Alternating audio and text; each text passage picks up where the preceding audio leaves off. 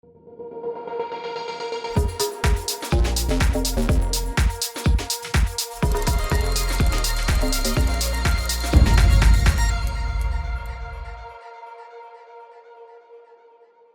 there everybody, Sam's Trains here, welcome back to the railway and welcome back to the Model Railway News. As always, I am coming at you with all of the hottest industry news from the month of July, and as usual there's a lot to see this time, particularly in terms of new models which are either out now or out pretty soon. And we'll start off with an update from Rapido, who have just revealed a large suite of decorated samples for their upcoming 15XX pannier tanks. It looks as though pretty much the entire current range of panniers is included here. My particular favourite though is this Great Western Green, which really does look excellent. But if you're interested in a perhaps less conventional livery, they've also got this very handsome looking NCB Maroon, which looks incredibly smart and yet very different from the pannier tank liveries that we usually see. Of course, there's also the usual selection of BR Black liveries available too, and they all seem to be finished off to a high standard. These come in at the retailers at £127.50, which is about the going rate for a Loco of this size, and looking at these models, they will be well worth the wait. Rapido have made another release as well, that would be their new Great Western Laureate Y wagons. That means that both the Rapido and the Hornby Laureate wagons have now been delivered and the verdict is in.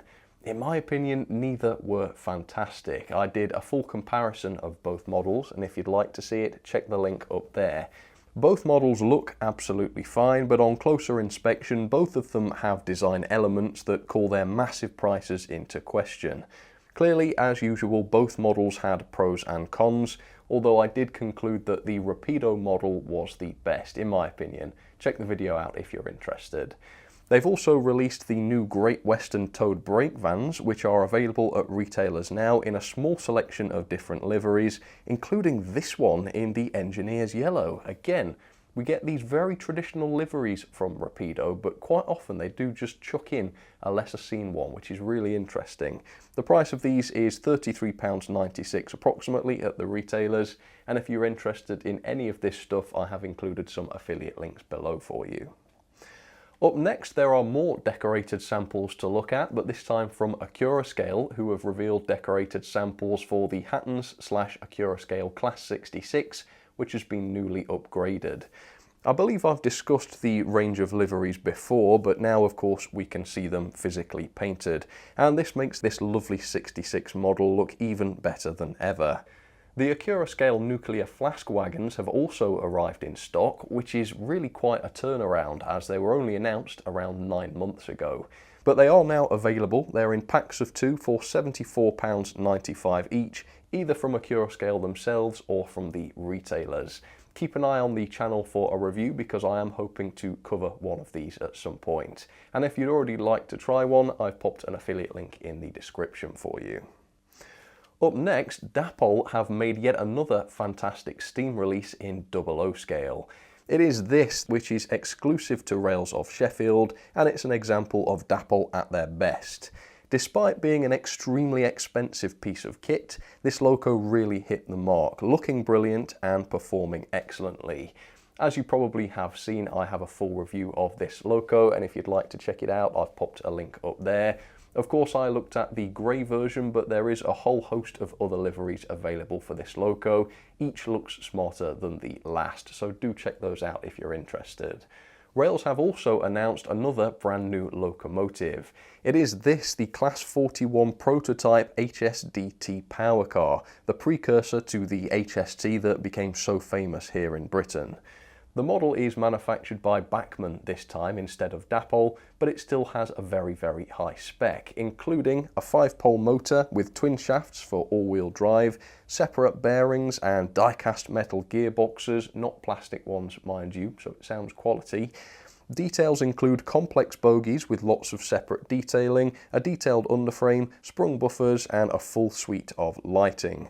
The prices start at £199.99, which, though expensive, does fall in line with Rails of Sheffield's other exclusive releases, and actually this price compares reasonably favourably with Bachmann's general release locomotives.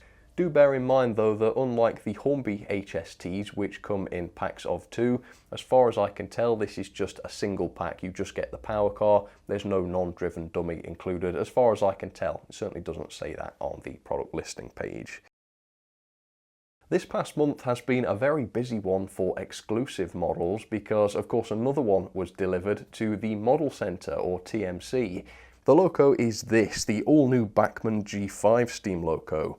And again, my review of this Loco is already out, so if you'd like to see it, I've popped a link up there. Clearly, this is a lovely Loco with some gorgeous features, such as a beautiful paint job, intricate cab, and really top-of-the-industry performance. But it also had one or two distracting issues, including this rather obvious join between the two halves of the boiler. On that particular boiler issue though, I've had quite a bit of feedback from other people who have purchased the same model, and they say that ridge between the two halves of the boiler is nowhere near as noticeable on their models as it is on mine. So that suggests that maybe the model just wasn't assembled properly. If that's true, that would make this particular issue an assembly issue and not necessarily a design issue. So as long as you're reasonably lucky, you can expect not to see that issue on any model that you might buy. Obviously there were other minor issues with the Loco, but that I suppose was the most major one. So if that issue is not consistent across all models, then that is very good news for the Model Centre G5. This month there's been a fair amount of news from Hornby in both TT scale and OO scale. So we'll start off with TT scale because they've revealed some quite detailed renders of their upcoming Class 50 and 66 locomotives. And frankly, these simple photos do reveal quite a lot about the models. They reveal that the Class 50 is to have etched metal handrails, which is a high quality feature for such a small Loco. It's going to have separately fitted steps and fan grills, which also appear to be etched. And that the Class 66 also has a wealth of separately fitted detailing, including etched grills here too on the roof above the cabs.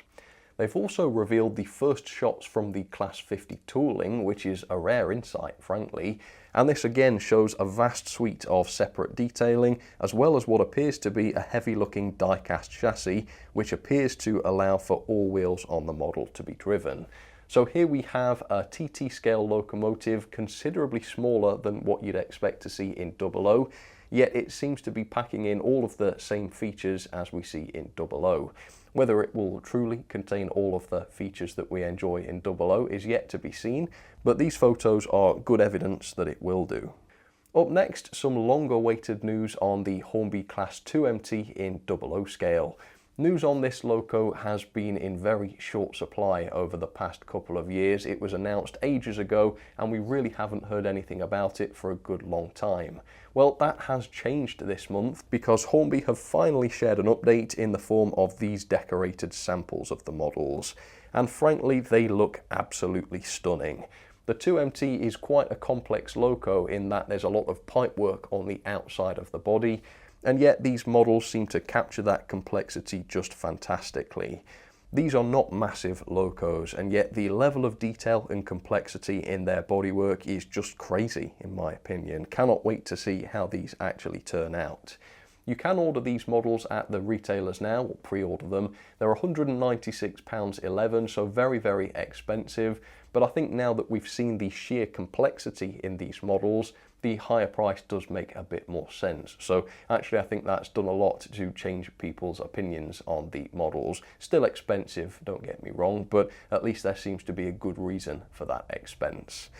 That said, we haven't seen the quality and the features of the final release, so hopefully these areas of the model will match the price as well as the detail does.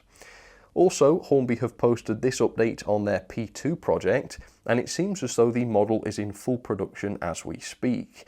They've shared these fantastic production photos which show the painted bodies with a wonderful finish on them, at least part of the bodies. We've got the back end of the boiler here, really high quality looking parts as well, and you can also see the fleet of tenders. These Locos have sold out in many places unfortunately, but you can still pre-order them here and there. The Model Centre has them available, for instance, for £229.04. Obviously an awful lot of money. Fingers crossed they will be worth it. For now though, that is all of the news I have for you here in July. I hope you enjoyed it. Please do comment down below and let me know what you're most excited about. And as always, if I've missed something out that you think deserves a mention, again, please do comment down below and let me know, and I will consider it for next month.